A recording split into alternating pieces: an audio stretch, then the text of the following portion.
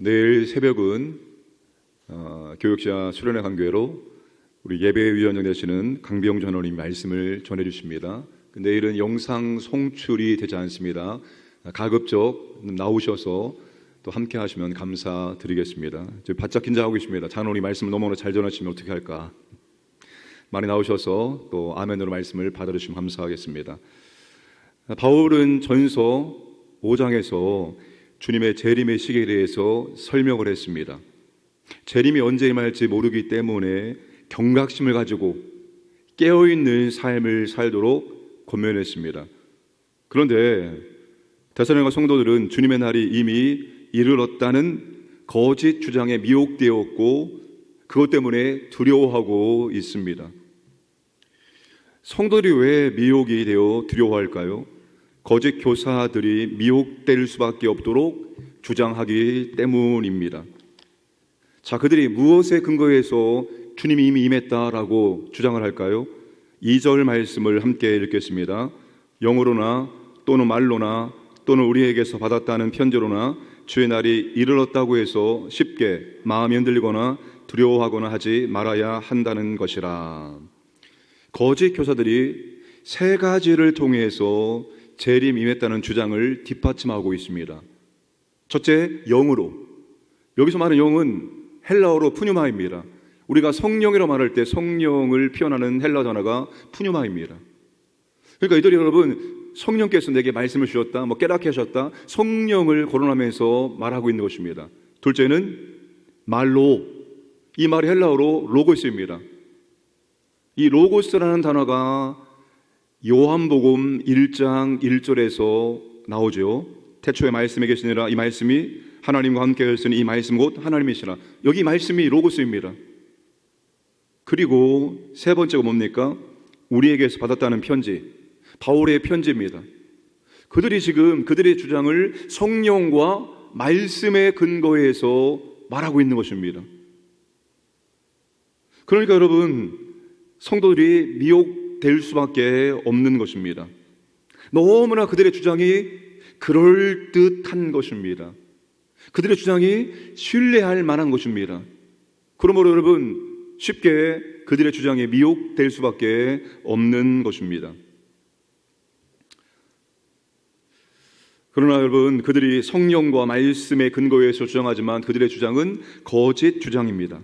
그들은 지금 오늘말로 말하면 가짜 뉴스를 만들어서 유포하고 있는 것입니다.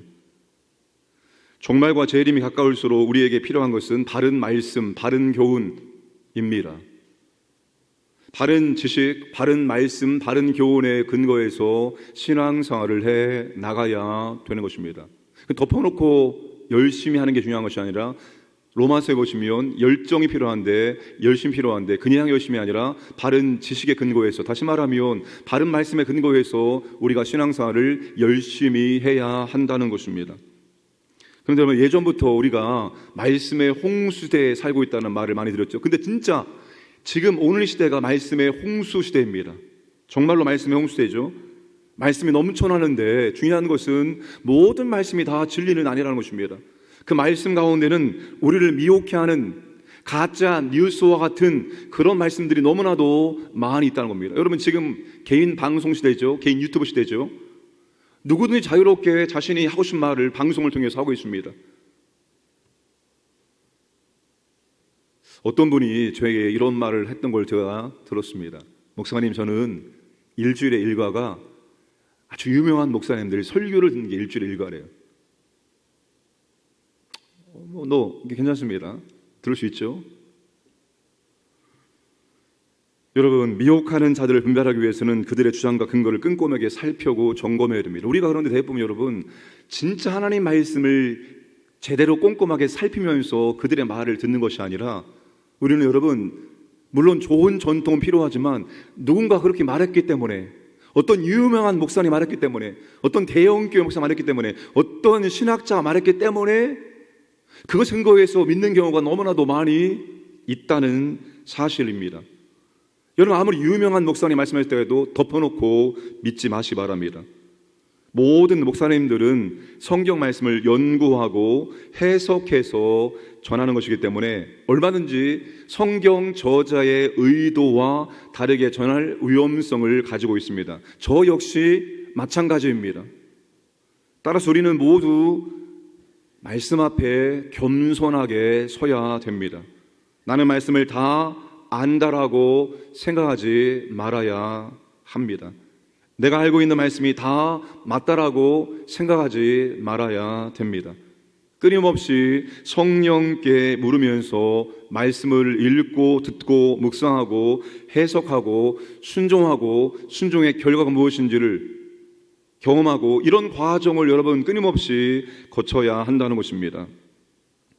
양육훈련 너무 저는 그냥 습관적으로 말씀 배우는 것에 빠지기를 원치 않습니다. 말씀 배웠으면 배운 말씀대로 살려고 또 애를 써야 됩니다. 최소한 1년에 한 과목은 공부를 해야 합니다. 제가 지금 신청 환자를 보니까 어제까지 62명이 신청했습니다. 더 신청을 하셔야 됩니다. 특별히 제가 가르치는 생명의 삶 반드시 여러분이 들으셔야 됩니다.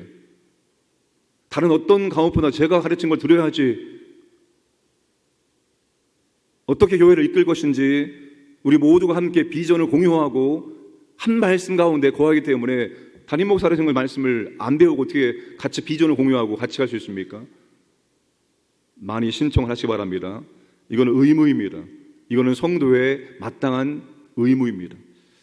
자, 바울은 주의 날 재림과 종말을 의식하고 사는 것은 필요하지만 종말과 재림을 생각하면서 마음이 쉽게 흔들리거나 두려워하지 말라고 호면합니다. 왜냐하면 주님의 재림 전에는 반드시 징조가 있기 때문입니다. 3절과 4절 읽겠습니다. 누가 어떻게 하여도 너희가 미혹되지 말라. 먼저 배교하는 일이 있고 저 불법의 사람 곧 멸망의 아들이 나타나기 전에는 그날이 이르지 아니하리니 그는 대적하는 자라 신이라고 불리는 모든 것과 숭배함을 받는 것에 대항하여 그 위에 자기를 높이고 하나님의 성전에 앉아 자기를 하나님이라고 내세우느니라.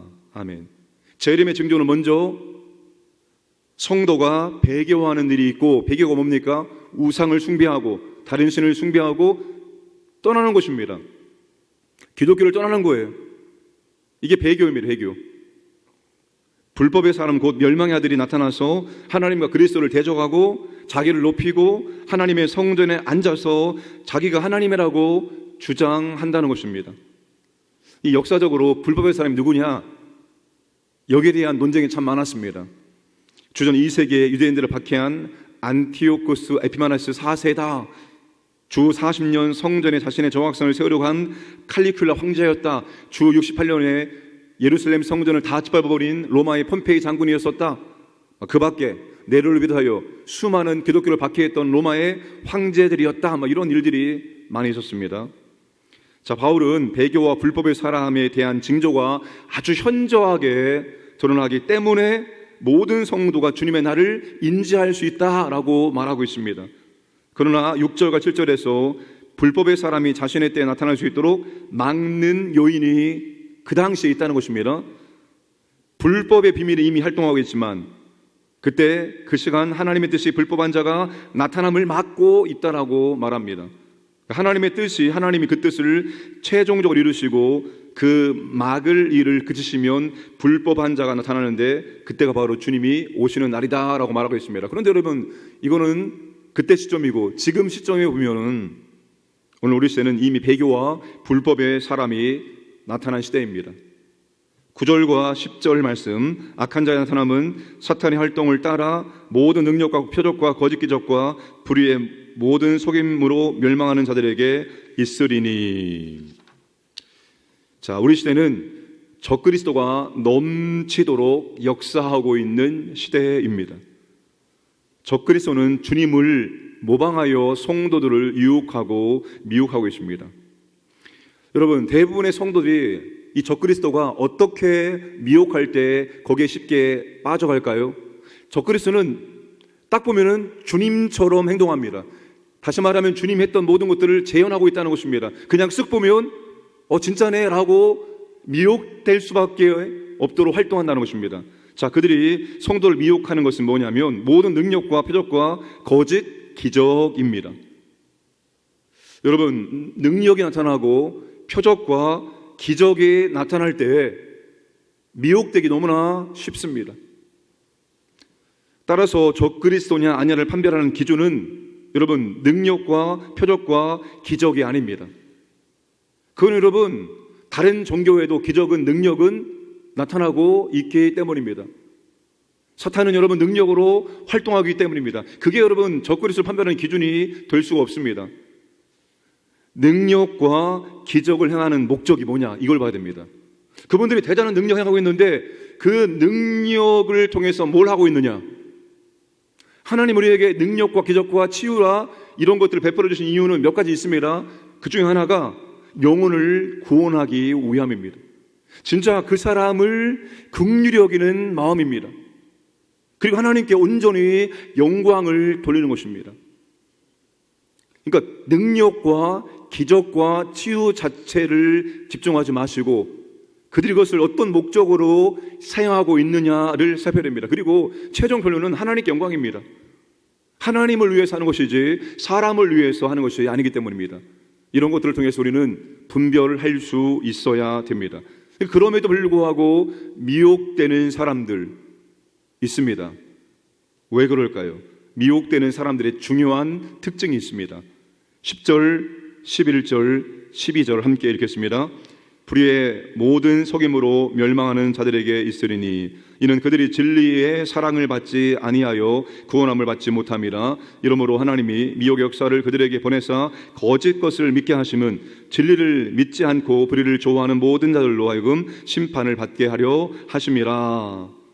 하나님이 미혹의 시험을 허락하시는 것은 그가 진리를 믿고 사랑하는 사람인지 판단하시고 이것을 근거로 마지막 날 심판하시기 위함이라고 말하고 있습니다. 자, 누가 여러분 미혹되기 쉬울까요? 진리보다 자신을 사랑하는 사람입니다. 진리보다 자신을 사랑하는 사람은 미혹받기 쉽습니다. 자기를 사랑하는 것, 자기를 사랑하기 때문에 미혹받기 쉽다는 거예요.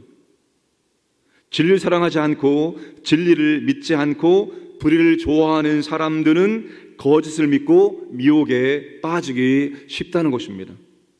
그러니까 여러분, 하나님을 사랑해야 됩니다. 하나님을 사랑해야 됩니다. 하나님을 사랑한다는 것은 진리를 사랑한다는 것인데, 여러분 진리가 뭡니까? 하나님 말씀이죠. 근데 하나님께서 말씀하실 때 아무런 감정 없이, 아무런 의지 없이 하나님 말씀하신 것입니까? 여러분 말씀을 사랑하는 건 하나님을 사랑한다는 것은 곧 하나님 말씀을 사랑하는 것인데, 여러분 그 말씀을 우리가 대할 때 지정의로 대하고 느낄 수 있어야 됩니다. 그분이 감정을 가지고 의지를 가지고 우리에게 말씀했기 때문에 우리가 하나님 말씀을 대할 때 우리도 지정의로 반응하고 느낄 수 있어야 한다는 것이 사실입니다. 우리가 하나님에 대한 사랑 없이 예배드릴 수 있고 기도할 수 있고 봉사할 수 있고 섬길 수 있습니다.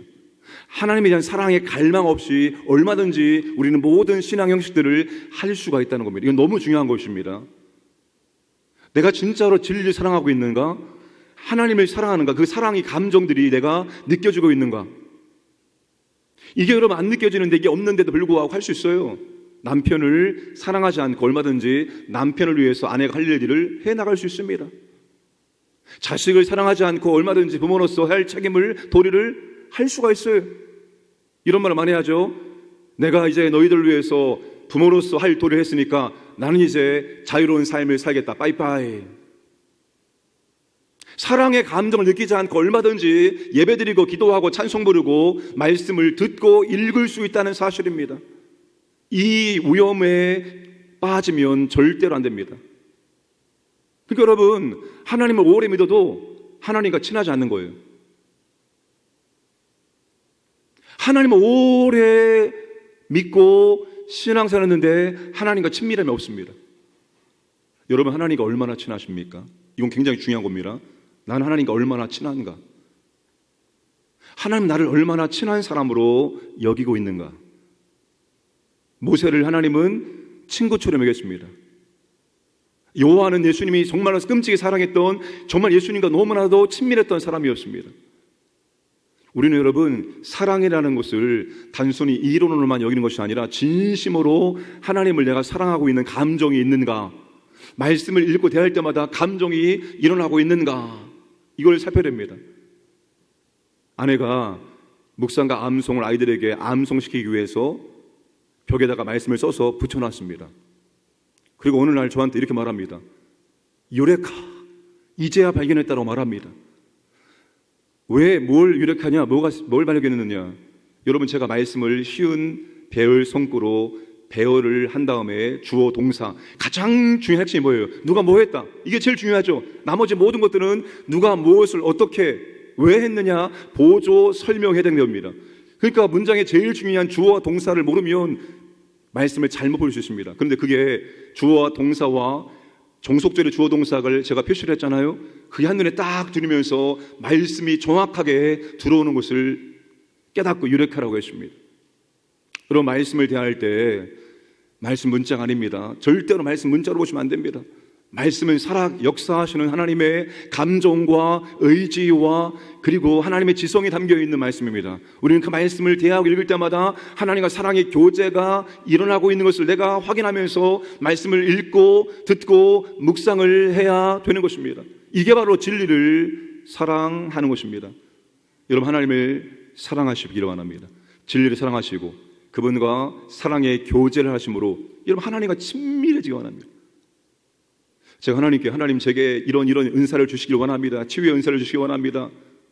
좀 제가 기도할 때 하나님의 능력이 좀 임하기를 원합니다 라고 계속 기도하는데 하나님이 제가 원하는 만큼 안 주셨는데 이유를 발견했습니다. 너 나와 얼마나 친하느냐. 나는 나와 친밀한 사람을 통해서 역사하는 하나님이다. 이러한 깨달음을 제게 주었습니다.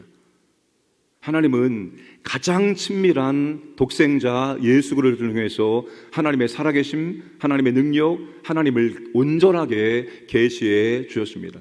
하나님은 하나님과 친밀한 사람을 통해서, 진심으로 하나님을 사랑하는 사람을 통해서 그의 능력을 지금도 베풀고 계시다는 사실입니다. 그러므로 여러분, 진리를 통해서 하나님을 사랑하시고 사랑의 교제를 통해서 더 친밀해지시는 저와 여러분 되기를 주님의 이름으로 축복합니다.